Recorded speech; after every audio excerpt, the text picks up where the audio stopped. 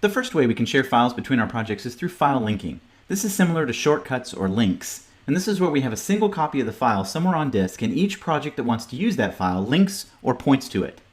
This approach was once the way to share code across platforms because it's quite easy to use. You create a source file or asset in an associated project of some kind. This can be a class library or even one of the platform projects, and then you add a link to that file into all of your other platform projects. This means the same physical file is associated to multiple projects and compiled into each project. This approach does work, but it's somewhat tedious to add a lot of files because you have to do it one at a time, and in addition, refactoring and navigation can be troublesome with this approach because the IDE is not aware of the relationship between the different projects.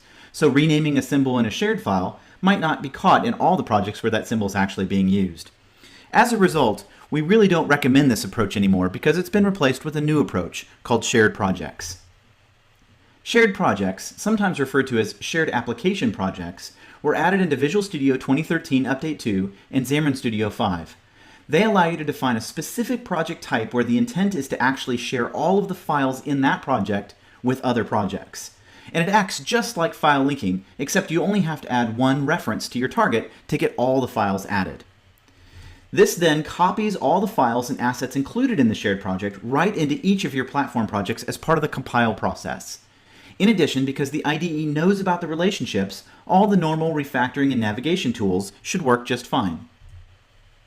The key thing to know about shared projects is they simply define a project container. Unlike all the other project styles you typically work with, shared projects do not have any output. There is no executable or DLL produced by compiling a shared project.